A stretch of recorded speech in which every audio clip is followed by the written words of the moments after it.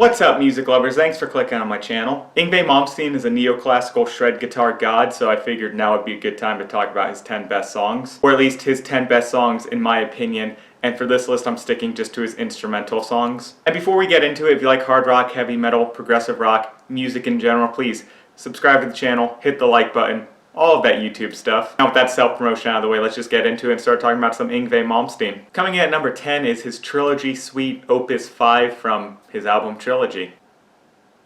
Music to Fight Dragons too, apparently.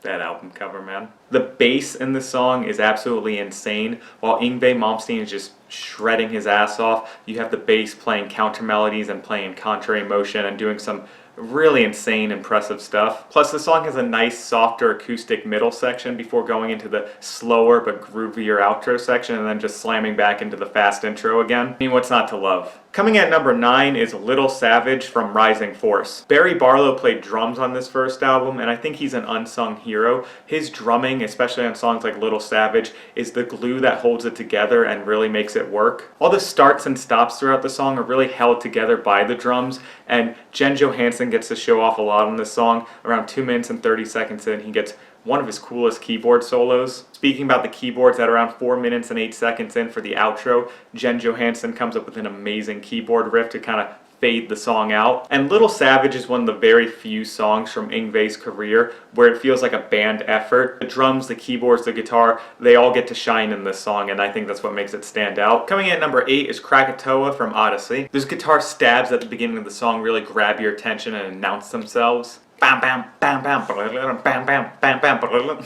The song starts off with sort of the typical Yngwie Malmsteen fast riffage, but at a minute and a half in, the song slows down and you get one of the gnarliest riffs that Yngwie has ever recorded. The slow, pounding, grooving Black Sabbath style riff that Yngwie usually doesn't do. You also have some acoustic strumming in there to kind of give it some more nuance and some really impressive Genesis level insanity bass lines. The guitar tone on this song is also incredibly chunky, and it's even more impressive when you remember that Yngwie is getting this tone out of a Stratocaster that doesn't have humbuckers. If you're not a guitarist, you might be thinking like, what's a humbucker?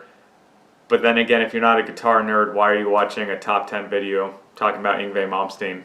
Unless you are a guitar nerd, and then you probably know what a humbucker is. I'm not trying to be condescending, I'm just thinking like, sometimes I say things and I'm like, hey, did you just hear my shoulder pop? God damn, that hurt. That's what happens when you play guitar a lot, you just get shoulder problems. Coming in at number 7 is Baroque and Roll from Attack. This is absolutely one of the better songs from later in Yngwie Malmsteen's career. And with a title like that, this song is delivering a promise. It's saying, hey, I'm going to give you 6 minutes of absolutely insane, neoclassical, Baroque-inspired shredding, and it's going to be good. And for all of the insane shredding in the song, there are also a fair bit of moments that give you singable melodies that get stuck in your head. These little lead sections Yngwie plays that pull you to the next chord or are just very infectious, and they're kind of used as anchor points between those moments and the more insane, just a million notes a minute sections of the song. Giving the listener these little bedrock moments in between the insanity really makes these instrumental songs work a lot better than they would if they were just blistering fast from beginning to end. I mean, Baroque and Roll is blistering fast from beginning to end, but you know what I mean. Coming in at number 6 is Evil Eye from Rising Force. This song has such a cool Bach-inspired intro before it just slams into that main riff. Every riff in the song is absolutely fantastic, even if they aren't riffs in the way we might typically think of them. I mentioned before how in Krakatoa,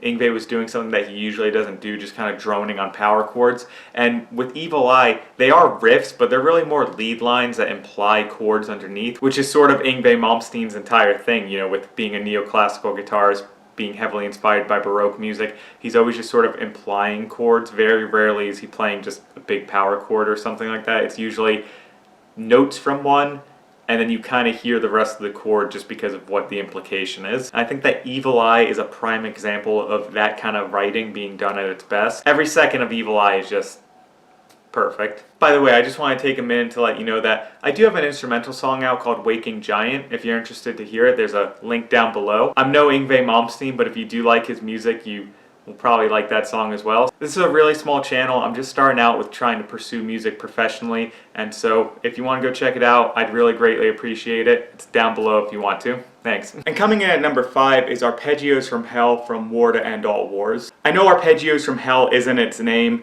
it's moltos arpeggiosa, but Latin is a dead language for a reason, so I'm just going to call it Arpeggios from Hell. That's what I call it. That's probably what you call it. That's what Yngwie calls it. The song's called Arpeggios from Hell. For a lot of us who grew up in the early 2000s, this was probably one of the first Yngwie Malmsteen songs we ever heard. I can remember seeing Yngwie play this song on a video here on YouTube for the first time around 2007, 2008, and just being completely blown away, which is probably the case for a lot of us who weren't around in the 1980s to be there when Yngwie first hit the scene. That bass riff in the beginning and that main motif throughout the song is so driving and so badass. And then of course you have Yngwie playing his 3-octave arpeggios all over the place. And just a little side note about this song, I think it sounds a lot better than the rest of the album. The album came out in 2000, right in the height of what's called the loudness war, where everyone was just cranking every single instrument up to 11. That was really popular for producers around the time for some reason, but when you do that, you can't hear all the instruments very clearly because you can't get all that sound into the microphone, so you just get this popping and this clipping noise. For whatever reason, probably because it's just guitar, bass, and drums, Arpeggios from Hell doesn't sound that bad, even though it is clipping a little bit. Coming in at number 4 is Far Beyond the Sun from Rising Force. Yet another example of why the first album is just perfect. You can really feel the hunger in Yngwie's performance on this album, and you just know that he is putting all he has into every single note. The song is also incredibly memorable, from the intro lead to that main melody later on. Dun dun dun dun dun dun dun dun dun dun dun dun dun. The solo at 3 minutes and 46 seconds in is also incredibly soulful and has so much feel, and I think it's easily one of Yngwie's best. The rhythm section is also grooving so hard on this song. Like I said before, the drums on this album are one of the best parts of it. By the time you get to Yngwie and Jens Johansson trading off solos towards the end of the song, you're reminded, oh yeah, this is why Yngwie is a revolutionary guitar god. Coming at number 3 is Blitzkrieg from Alchemy. If we're talking pure shred, more is more, neoclassical guitar mayhem, I think that Blitzkrieg is probably the best example of that type of song. You don't get much more insane than a song like Blitzkrieg. Kind of similar to Baroque and Roll, from beginning to end, it is just non-stop. There are times in the song where it seems like Yngwie is intentionally quoting Far Beyond the Sun and Evil Eye. Even still though, Blitzkrieg has just so much attitude that it gets a pass for that. It's the quintessential insane shred guitar mayhem that you come to associate with Yngwie Malmsteen, and it's only number 3 because the next 2 songs, while not as shreddy, I do think are better. Coming in at number 2 is Black Star from Rising Force. This song is an absolute masterpiece of instrumental rock music. You have that beautiful classical guitar intro that sets up the chord progression before you just get hit with that driving, pulsating, slow and steady bass riff. The fact that the song is a bit slower and focusing on that pulse more rather than being fast and all over the place gives the guitars more room to experiment. The chorus of this song is so badass with those harmonized guitar bends and that main melody. And even though the song is relatively tame by Yngwie standards, there's so much going on between the different guitar tracks. One will lead into the other. It's almost like a fugue. It's just so good. Even Yngwie, who is a notorious perfectionist and really hard on himself and others,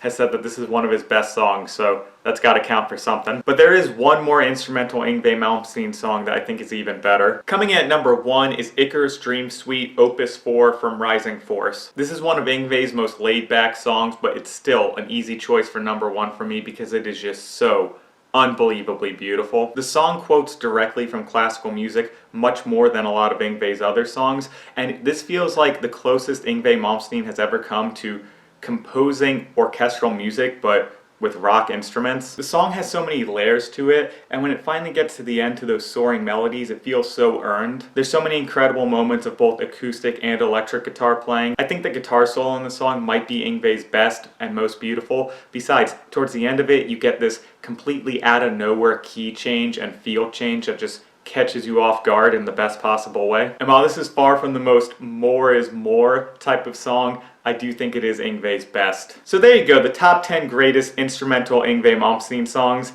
at least according to me at the time I'm making this video. But enough about what I think. What are your favorite Yngwie Malmsteen songs? Let me know in the comments below. And what are some songs you think should have been on the list but weren't? If you enjoyed this video, please don't forget to like, comment, subscribe, all that YouTube stuff. If you want to go check out my song Waking Giant, it's down below there if you're curious. There's probably something popping up right around here you might also like. As always, thank you so much for watching, and I hope to see you at the next video.